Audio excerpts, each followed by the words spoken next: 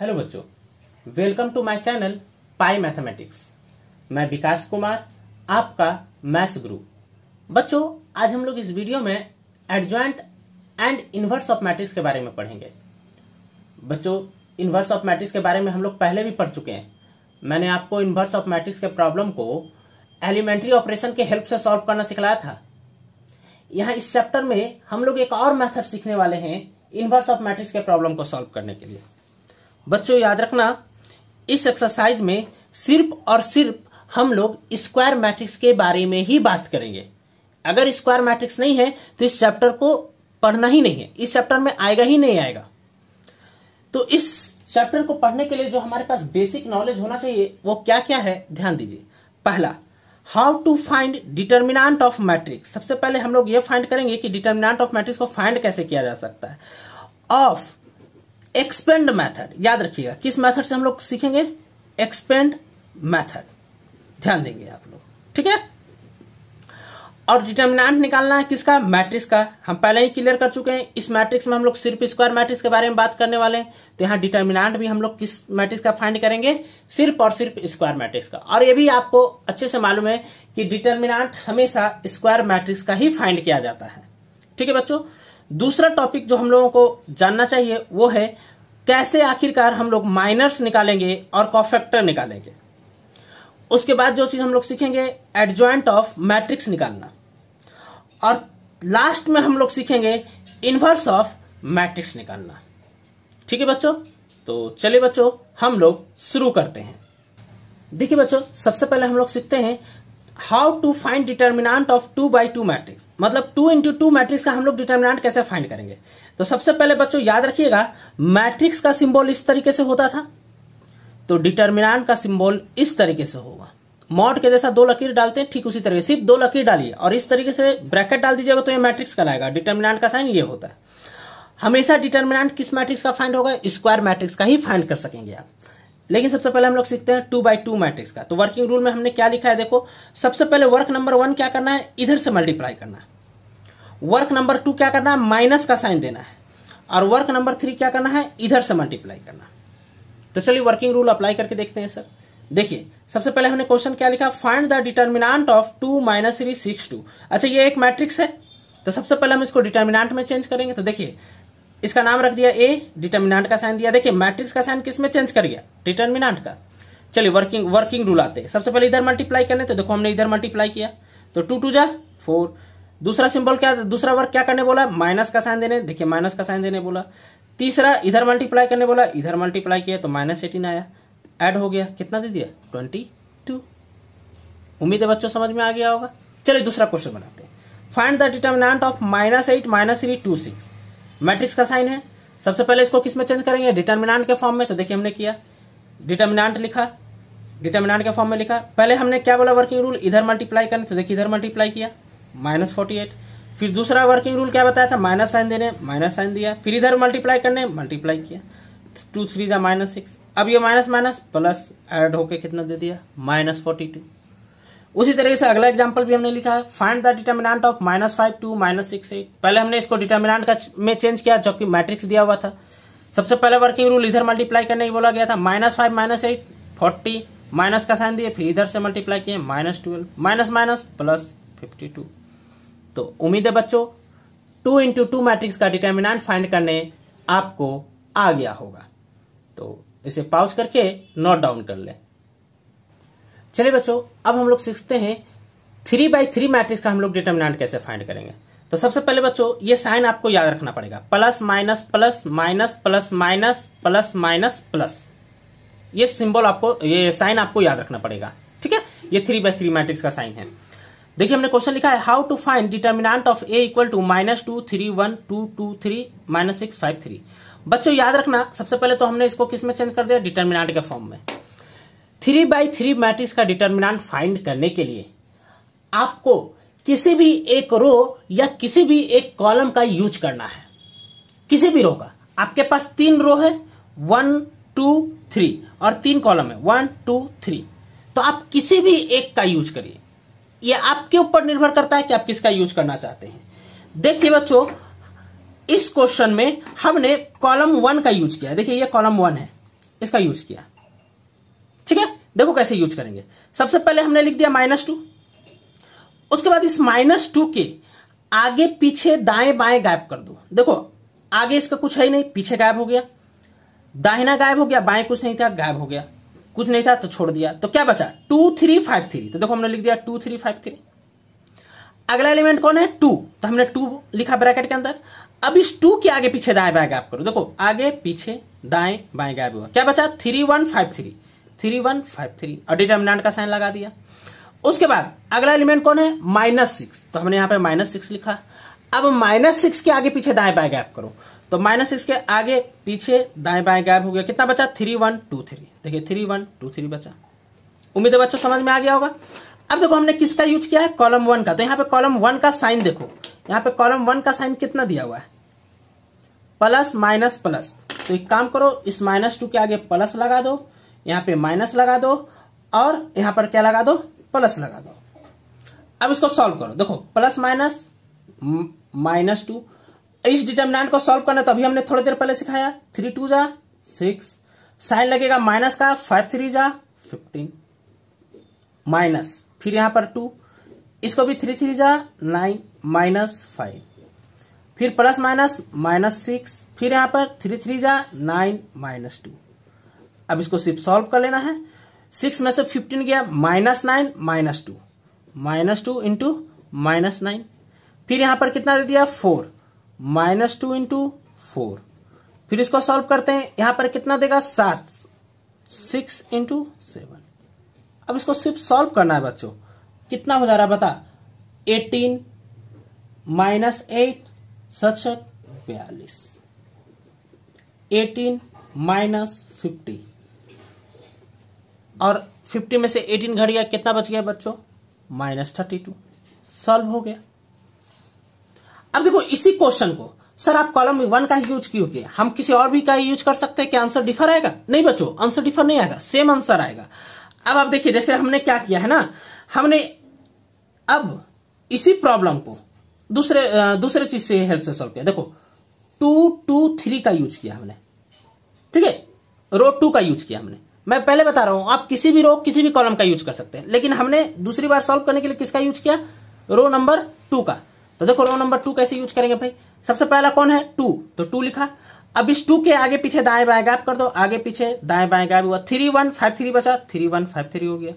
अब अगला एलिमेंट कौन है 2, तो फिर से 2 कॉपी हुआ, फिर इस 2 के आगे पीछे दाएं बाएं गैप कर दो, तो -2 1 -6 3, -2 1 -6 3। फिर अगला एलिमेंट कौन है 3, 3 के आगे पीछे दाएं बाएं गैप करो, तो कितना बचा -2 3 -6 5, -2 3 -6 5। अच्छा किसका यूज किया, रो 2 का। तो रो 2 का यहाँ पे साइन क्या है देखो, -1 सॉरी माइनस प्लस माइनस, तो माइनस प्लस माइनस साइन डाल दिया। अब देखो सॉल्व करना है, -2 कैसे सॉल्व करना मालूम है, 3 3 जा 9 -5 प्लस 2, 3 2 जा -6 माइनस, ठीक है -6, तो माइनस माइनस कितना हो जाएगा +6 हो जाएगा, -3 5 2 जा -10 माइनस, फिर यहाँ पे -18 आ जाएगा तो +18 हो जाएगा।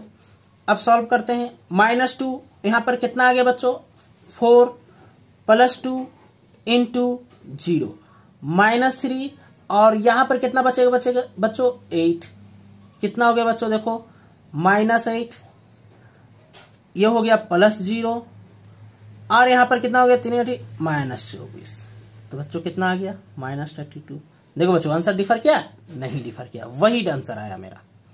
ठीक है बच्चों याद रखोगे। तो सर अगर 4x4 मैट्रिक्स आएगा, यहां तो 3x3 मैट्रिक्स है ना, अगर हम 4x4 मैट्रिक्स आएगा तो उसके लिए साइन क्या होगा, कुछ नहीं करना है बच्चों, बस याद रखना ये साइन लिखने के लिए शुरू करना प्लस से, प्लस माइनस प्लस माइनस, फिर माइनस था, अगला शुरुआत होगा क्या से बताओ, प्लस माइनस प्लस माइनस, फिर अगला क्या शुरुआत होगा बताओ, प्लस माइनस प्लस माइनस, फिर अगला क्या शुरुआत होगा, प्लस माइनस प्लस माइनस। ये 4x4 मैट्रिक्स का साइन हो गया। उसी तरीके से 5x5 का निकालोगे तो प्लस माइनस प्लस माइनस, फिर अगला क्या दोगे प्लस, फिर उसी तरीके से शुरुआत करते जाइएगा। तो उम्मीद है बच्चों आपको समझ में आ गया होगा। तो आप वीडियो को पॉज करके इसे नोट डाउन कर ले। चलिए बच्चों और हम लोग आगे एक और क्वेश्चन सॉल्व करते हैं डिटरमिनेंट को। देखिए हमने क्या लिखा है 5 -1 3 2 6 1 3 1 2। इसको सॉल्व करना है। इसको सॉल्व करने के लिए हमने कॉलम 2 का यूज किया। किसका यूज किया? कॉलम 2 का। तो आपको साइन याद होना चाहिए था। क्या याद होगा? कहां से स्टार्ट करना? प्लस से। प्लस माइनस प्लस, प्लस था फिर माइनस प्लस माइनस, फिर माइनस था तो प्लस माइनस प्लस, साइन लिख दिया हमने यहां पर तुरंत। अब देखो हमने किसका यूज किया है? कॉलम 2 का। तो -1 लिखा, -1 के आगे पीछे दाएं बाएं गैप कर दो, आगे पीछे दाएं बाएं, 2 1 3 2 बचा, 2 1 3 2 बचा। फिर अगला एलिमेंट कौन है? 6 लिखा है हमने, ब्रैकेट में रखना है सबको, ठीक है। 6 रखा, 6 के आगे पीछे दाएं बाएं गैप किया, क्या बचा बच्चों? 5 3 3 2, 5 3 3 2। फिर अगला एलिमेंट कौन है? 1 लिखा। अब 1 के आगे पीछे दाएं बाएं गैप करो तो 5 3 2 1 बचा, 5 3 2 1 बचा। अच्छा किसका यूज किया था? कॉलम 2 का। तो कॉलम 2 का यहाँ पर साइन देखो कितना लिखा हुआ है, माइनस प्लस माइनस। तो यहाँ पर माइनस प्लस और यहाँ पे क्या लगा दो? माइनस। देखो माइनस माइनस प्लस 1 हो गया। अच्छा इसको सॉल्व करने तो बताएं, 4 -3 प्लस 6 कितना हो गया बच्चों? 10 -9 -1 और यहाँ पे 5 और यहाँ पे कितना? -6। सॉल्व करो बच्चों, 4 -3 1, 1 × 1 1। यहाँ पर कितना बचा? 10 में से 1 गया तो +6। यहाँ पर कितना बचा? -1 और यहाँ पर आंसर कितना आया था? -1। तो हो गया 1 + 6 + 1 कितना हो गया? 8। उम्मीद है बच्चों समझ होगा। चलिए अब इसी क्वेश्चन को और भी एक नए ढंग से सॉल्व, नए ढंग से नहीं मतलब हम दूसरा रो या दूसरा कॉलम का यूज करते हैं। देखिए हमने यहाँ पर किसका यूज किया? हमने रो 1 का यूज किया। सॉल्व करने के लिए बस वही तरीका अपनाएंगे। पहले कौन लिखेंगे? 5 के आगे पीछे दाएं बाएं गैप कर दो, आगे पीछे दाएं बाएं, 6 1 1 2 6 1 1 2। अगला कौन है? -1 लिखा, -1 के आगे पीछे दाएं गैप बाएं गैप करो, 2 1 3 2 2 1 3 2। अब 3 लिखा हमने, अब 3 के आगे पीछे दाएं बाएं गैप करो, 2 6 3 1 2 6 3 1। किसका यूज किया? रो 1 का। रो 1 का देखो यहाँ पर साइन कितना दिया हुआ है? प्लस माइनस प्लस, तो प्लस माइनस प्लस। चलिए सॉल्व करते हैं। 5 इसको तो सॉल्व करने बताएं, 6 2 12 -1 माइनस माइनस प्लस हो गया, 1 बचा, 2 2 4 -3 प्लस हो गया 3। यहां पर कितना बचा? 2 -6 18। आगे सोल्व करते, यहां कितना बचा बच्चों बताओ? 11 बचे 55।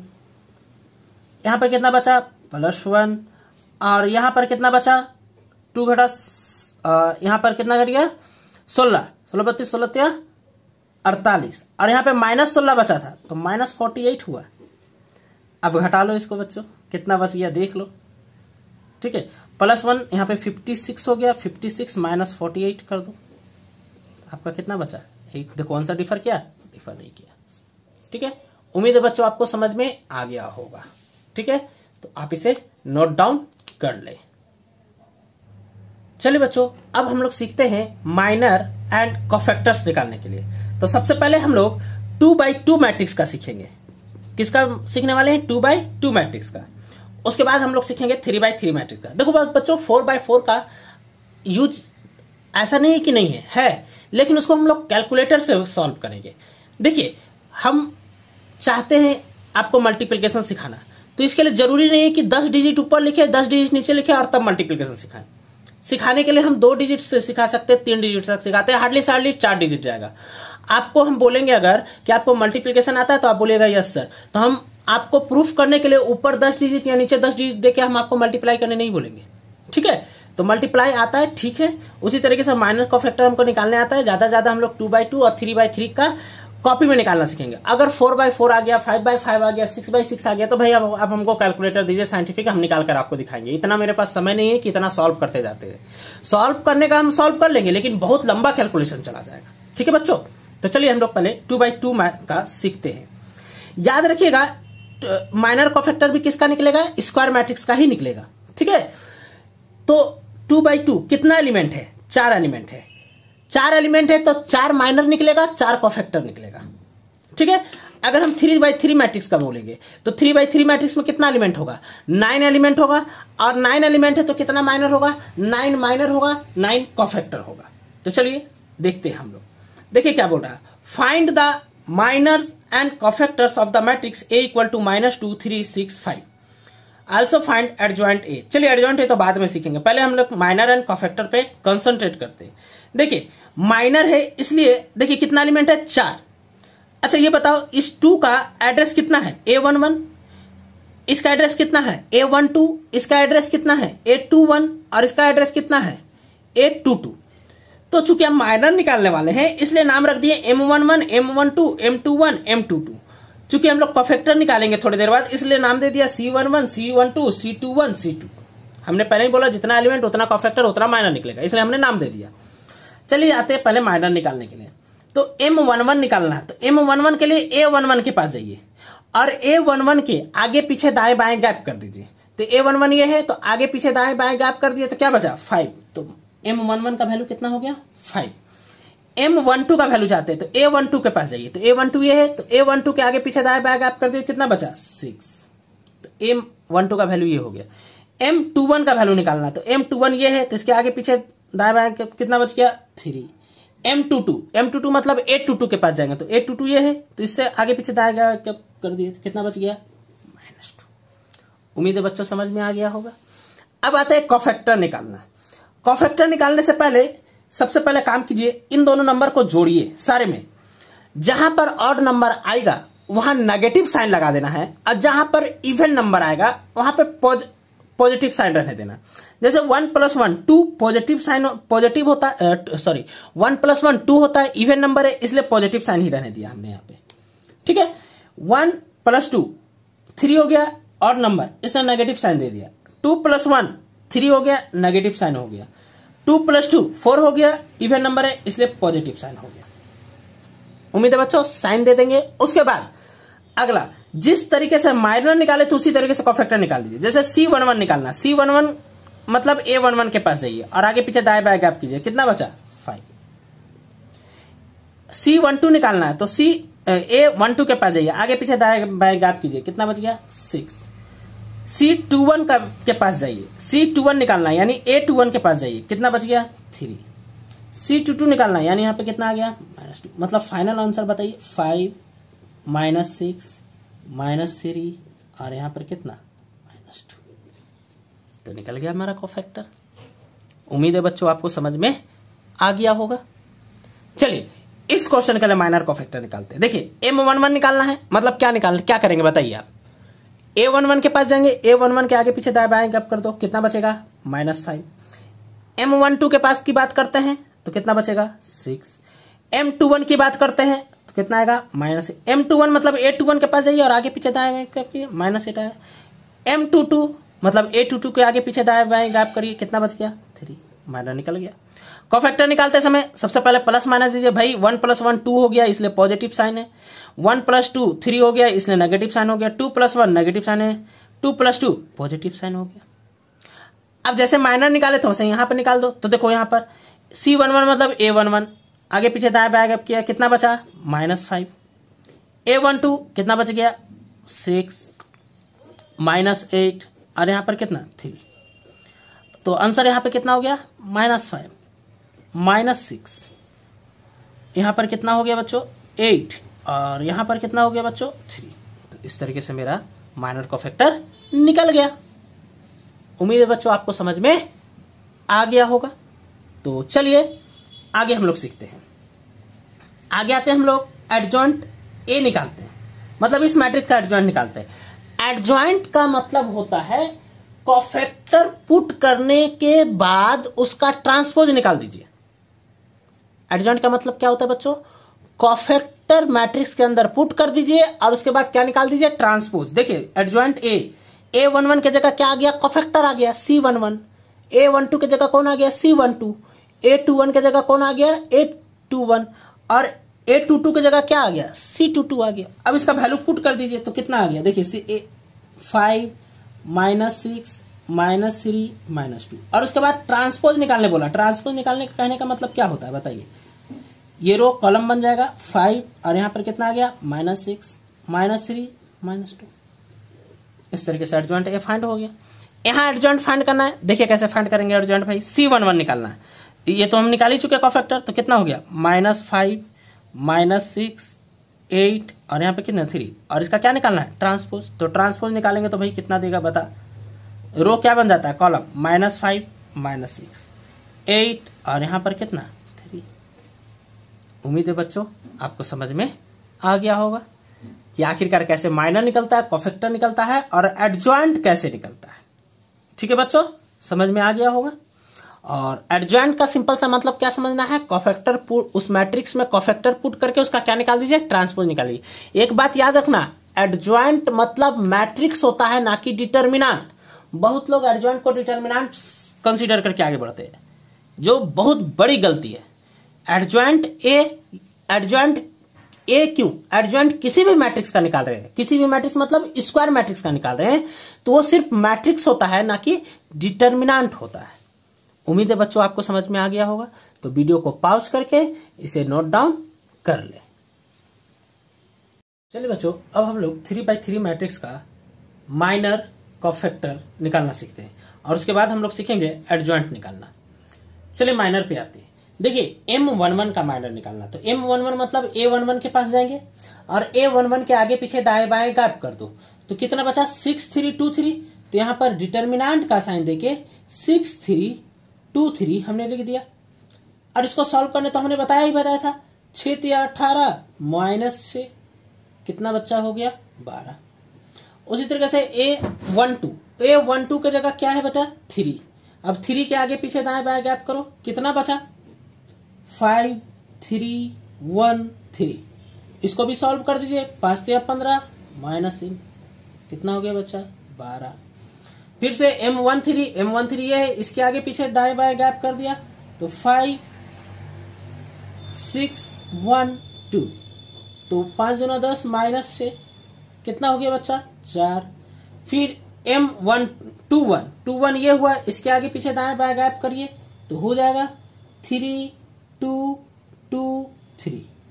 तो इसका आंसर कितना हो गया 3 3 जा 9 -4 कितना हो गया 5। M22 का वैल्यू हमसे पूछा गया तो M22 मतलब ये इसका आगे पीछे दाएं बाएं गैप कर दिया हमने तो बचा -1 2 1 3। तो कितना हो गया बच्चे -3 और यहाँ पर -2 -5 हो गया। इसी प्रकार से M23 ये हुआ मेरा, इसके आगे पीछे दाएं बाएं गैप कर दिए तो आया -1 3 1 2। तो हो गया -2 -3 फिर से आ गया -5 बच्चे। फिर से इसके बाद बात करते हैं M31 ये हुआ, इसके आगे पीछे दाएं बाएं गैप किए तो 3 2 6 3 हुआ। फिर 3 3 जा 9 -6 दूना 12 तो आंसर आ गया -3।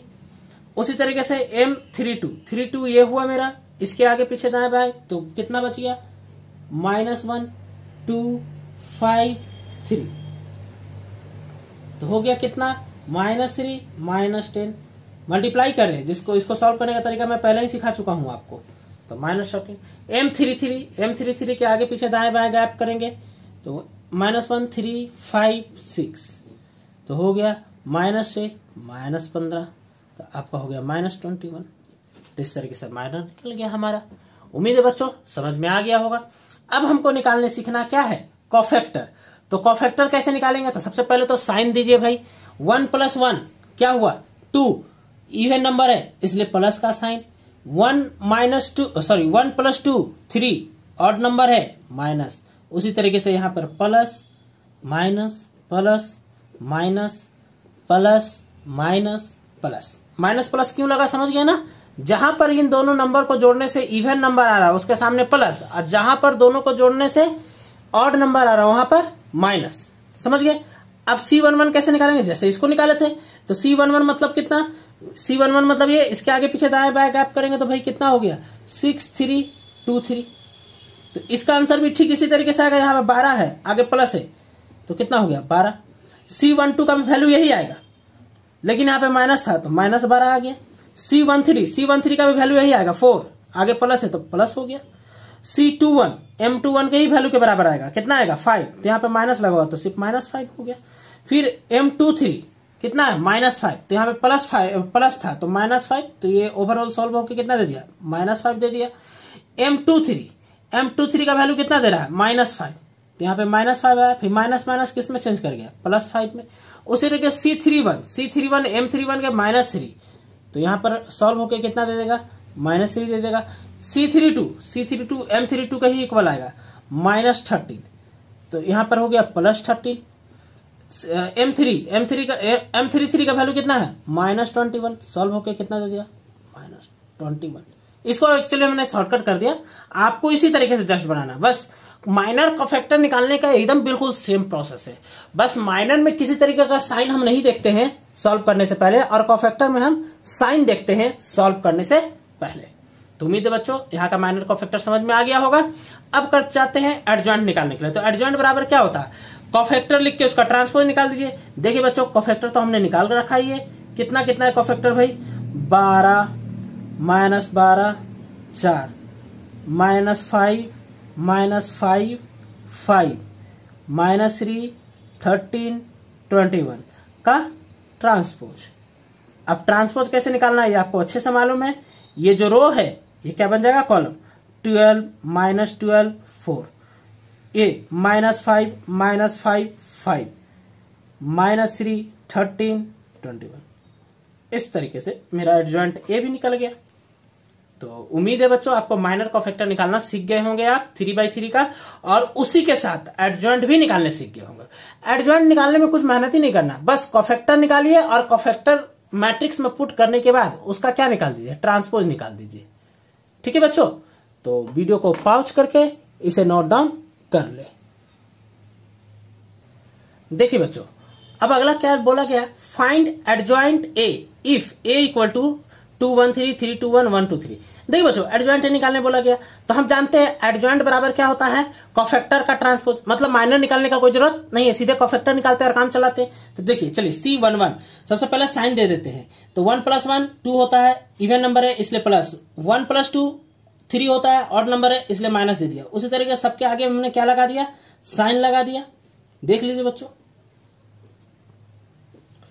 अब इसके बाद C11 निकालना है, तो A11 के पास जाएंगे और आगे पीछे दाएं बाएं गैप करेंगे। तो देखिए C11 A11 ये आगे पीछे क्या बचा, 2 1 2 3, तो 2 1 2 3। अब इसको तो सॉल्व करने जानते हैं, आगे प्लस है तो कोई मायने, ये ठीक है। 6 - 2 कितना हो गया, 4। अब यहाँ पर C12 के आगे पीछे दाएं बाएं गैप करते हुए तो आ गया 3 1 1 3, तो हो गया माइनस बाहर बैठा हुआ, 3 3 जा 9 -1 यानी हो गया -8। 1 3 के आगे पीछे दाएं बाएं गैप करेंगे भाई, तो 3 2 1 2, तो हो गया कितना 6 - 2 मतलब कितना हो गया 4। 2 1 के आगे पीछे दाएं बाएं गैप करो भाई, तो आ गया 1 3 2 3, तो हो गया कितना 3 - 6, और आगे माइनस भी लगा हुआ है, यहाँ पर आगे माइनस था इसलिए माइनस भी लगा हुआ है। तो कितना हो गया मेरा, अंदर दिया -3 और एक माइनस बाहर बैठा हुआ है, तो कितना हो गया 3। 2 2 के आगे पीछे दाएं बाएं गैप करिए, देखिए ये 2 2 है, इसके आगे पीछे दाएं बाएं, तो 2 3 1 3 2 3 1 3, तो हो गया कितना 6 - 3, आंसर आ गया 3। 2 3 के आगे पीछे दाएं बाएं गैप करते हैं तो आ गया 2 1 1 2, आगे साइन माइनस का था तो 2 2 4 -1 मतलब आंसर दे दिया -3। 3 1 के आगे पीछे दाएं बाएं गैप करो, देखो ये 3 1 है, तो कितना बच गया मेरे पास, आपके पास बच रहा है 1 3 2 3, तो हो गया कितना 3 - 6 मतलब -3। उसी तरीके से 3 2 के आगे पीछे दाएं बाएं गैप करो भाई, तो 3 2 के आगे पीछे दाएं बाएं गैप करेंगे तो बच रहा है 2 3 3 1 मतलब कितना हो गया -2 - 9 मतलब आ गया कितना -7 तो यहाँ पर हो गया 7। 3 3 के आगे पीछे दाएं बाएं, अरे 3 3 तो पॉजिटिव होगा, तो 3 3 के आगे पीछे गैप कर दिए तो 2 1 3 2, तो हो गया कितना 4 - 3, आंसर कितना आ गया 1। उम्मीद है बच्चों कोफैक्टर निकालने सीख गए। अब इसका एडजॉइंट निकालना है, तो एडजॉइंट निकालने के लिए इसमें सिर्फ क्या कर देना, पुट कर देना, कोफैक्टर की जगह वैल्यू पुट करके उसका क्या निकाल देना, ट्रांसपोज। तो कोफैक्टर की जगह उसका वैल्यू पुट करते हैं, देखिए C11 की जगह कितना है भाई 4 -8 4 3 3 -3, फिर यहाँ पर आ गया -3 7 1, और इसका क्या निकालना है ट्रांसपोज निकाल देना है, तो ट्रांसपोज निकाल दीजिए भाई। तो कितना हो गया 4 -8 4 3 3 -3 -3 7 1 और यही मेरा क्या हो गया आंसर। यहाँ पे माइनर निकाला नहीं क्योंकि हमको सीधे बोल दिया था एडजॉइंट ए निकालने के लिए, तो एडजॉइंट ए के लिए हमको सिर्फ कोफैक्टर का जरूरत था, तो भाई हमने सिर्फ कोफैक्टर निकाला, माइनर नहीं निकाला। तो उम्मीद है बच्चों आपको समझ में आ गया होगा। तो वीडियो को पॉज करके नोट डाउन कर ले। चलिए बच्चों एक और क्वेश्चन के लिए हम लोग मूव करते हैं। देखिए हमने लिखा है find the adjoint of the matrix A equal to and B equal, मतलब एक 2x2 का मैट्रिक्स दे दिया और एक 3x3 का मैट्रिक्स दे दिया। तो ए बाई ए का मैट्रिक्स देखे ले, हमने क्या किया, ए बराबर लिख दिया -2 1 6। पहले हमने क्या निकाला कोफैक्टर एज यूजुअल जैसे हमने आपको सिखलाया था, उसके बाद एडजॉइंट में पुट करके निकाल दिए। तो सर और क्या नया चीज आप इसमें बताना चाहते हैं? देखिए बताना क्या चाहते हैं हम, एडजॉइंट ए 2x2 के लिए एक शॉर्टकट मेथड ही है, सिर्फ 2x2 के लिए, 3x3 के लिए नहीं, सिर्फ 2x2 के लिए। तो देखिए शॉर्टकट तरीका क्या है एडजॉइंट ए निकालने के लिए, मतलब बिना ये काम किए भी आप सीधे एडजॉइंट निकाल सकते हैं। तरीका क्या है भूल जाइए इसको, ठीक है। क्या करना है, सबसे पहले आपको इस चीज को यहां पर देखो, इस डायगोनल को आपस में रिप्लेस, डायगोनल एलिमेंट को रिप्लेस कर दो। रिप्लेस कहने का मतलब है, देखिए यहां पर आ गया 6, यहां पर आ गया -2, रिप्लेस हो गया। उसके तुरंत बाद इन दोनों को रिप्लेस नहीं करना है, दूसरा डायगोनल को रिप्लेस नहीं करना, बस दोनों का साइन चेंज कर दो। तो यहां 3 था तो यहां पर कितना लिख दो -3, यहां पर 1 था तो कितना लिख दो -1। देखो मेरा आंसर मैच कर गया, 6 -3 -1 -2। तो याद रखिएगा एडजॉइंट ए 2x2 निकालने का बहुत ही शॉर्टकट मेथड है ये। क्या करना है, डायगोनल के एलिमेंट को रिप्लेस कर देना है। देखिए हमने रिप्लेस कर दिया। उसके बाद यहां पर रिप्लेस नहीं करना, सिर्फ साइन चेंज कर देना है एलिमेंट का। अगर यहां -3 होता तो यहां पे 3 लिखते, चूंकि लिखी 3 था इसलिए -3 लिख दिए, यहां पे 1 था तो क्या लिख दिए -1। उम्मीद है बच्चों समझ में आ गया होगा। चलिए अब बी का एडजॉइंट निकालते हैं। देखिए बी का एडजॉइंट एक ही साथ कैसे निकालते हैं, ठीक है। एडजॉइंट बी कैसे निकालेंगे हम, यहां पर एक बड़ा सा मैट्रिक्स डालिएगा, ठीक है। इसके यहां पे लिखने के लिए इसके आगे पीछे दाएं बाएं गैप कर दो, तो कितना बचा बता, 2 3 3 2। देखो इसके आगे पीछे गैप कर दिया ना, अब इसके आगे पीछे गैप करो। इसके आगे पीछे गैप करेंगे तो कितना बचेगा, 0 3 1 2। फिर उसके बाद इसके आगे पीछे दाएं बाएं गैप करो तो कितना बच रहा है, 0 2 1 3, ठीक है। अब उसके बाद इसके आगे पीछे दाएं बाएं गैप करो तो कितना बच रहा है, 3 1 3 2। फिर उसी तरीके से इसके आगे पीछे दाएं बाएं गैप करो तो यहां पर हो गया -2 1 1 2। फिर यहां पर इसके आगे पीछे दाएं बाएं गैप करो तो बच रहा है -2 3 1 3। यहां पे ट्रांसपोज का साइन भी देना। अब इसके आगे पीछे दाएं बाएं गैप करो तो हो रहा है कितना, 3 1 2 3। अब यहां लिखना है तो इसके आगे पीछे दाएं बाएं गैप करो तो कितना हो रहा है, -2 1 0 3। अब इसके आगे पीछे दाएं बाएं गैप करो तो इधर हो गया -2 3 0 2। उम्मीद है समझ में आ गया होगा। देखो बिना कोफैक्टर निकाले, मतलब स्पेशली हमने कोफैक्टर नहीं निकाला, मैट्रिक्स के अंदर ही कैलकुलेट कर दे रहे। अब उसके बाद एक काम और करना है, डिटर्मिनेंट का साइन याद करिए, हम बताए थे आपको plus minus plus minus plus minus plus minus plus, बताया था ना, वही साइन यहां पर दे दिए। देखिए प्लस का प्लस रहने दिया, minus plus minus plus minus plus minus plus, एकदम वही काम किया, यही वाला साइन दे दिया। जब प्लस के जगह कोई साइन नहीं डाला, जहां जहां था माइनस मैंने माइनस डाल दिया। अब इसको डायरेक्टली सॉल्व करिए। देखिए क्या है, माइनस का साइन दिया, सॉरी यहां पे कोई साइन नहीं पड़ेगा बच्चों, 2 दूना 4 -9 माइनस यहां पर 0 -3। फिर यहां पर बताइए कितना हो जाएगा, 0 -2। यहां की बात करते हैं, माइनस पहले से था लगा दिए, 3 दूना 6 -3 भाई, -4 -1 माइनस पहले से था, -6 -3। फिर यहां पर था 9 -2। फिर यहां की बात करते हैं -6 -0। फिर यहां की बात करते हैं -4 -0, ठीक है। ट्रांसपोज का साइन अब सॉल्व कर दीजिए इसको तो सॉल्व करना आसान है। यहां देगा -5 3, एक्चुअली -3 माइनस प्लस 3 में -2।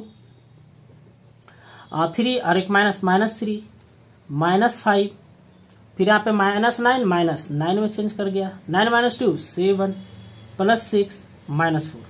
और इसका क्या निकालना है, ट्रांसपोज, और इसका ट्रांसपोज निकालेंगे कैसे, -5 3 -2 -3 -5 9 7 6 -4। इस तरीके से ये मेरा कैलकुलेट हो गया। देखिए यहाँ पर एक्चुअली हमने इनडायरेक्ट रूप से कॉफैक्टर यहाँ पे निकाला। हमने पिछला क्वेश्चन में क्या किया था, पिछला क्वेश्चन को अगर आप ध्यान से देखेंगे तो सबसे पहले हम कॉफैक्टर निकाले थे, उसके बाद पुट किए थे। यहां पर क्या किया, हमने मैट्रिक्स के अंदर डायरेक्टली कॉफैक्टर निकाला और पुट करके कैलकुलेट करके आंसर निकाल दिया। तो जब भी क्वेश्चन आए और आपसे कुछ एडजॉइंट निकालने पूछे तो आप इसी मेथड से बनाएंगे। वो मेथड जो हम पिछला बता रहे थे वो हम आपको सिखाने के लिए कर रहे थे। जहां पर भी कभी भी एडजॉइंट निकालने बोला आप इसी मेथड से निकालेंगे, और 2x2 का एडजॉइंट निकालने बोला गया तो आप ये शॉर्टकट नहीं लगाएंगे, इसको इस मेथड से बनाएंगे। ये तो हमने शॉर्टकट बताया सिर्फ चेक करने के लिए कि आप चेक कर लीजिएगा, ठीक है। आपको इसी मेथड से बताना है, ठीक है। और 3x3 के लिए आप इस मेथड का यूज करेंगे, ठीक है बच्चों। तो उम्मीद है बच्चों यहां तक आपको समझ में आ गया होगा। तो आप वीडियो को पॉज करके नोट डाउन कर लें। Thank you for watching this.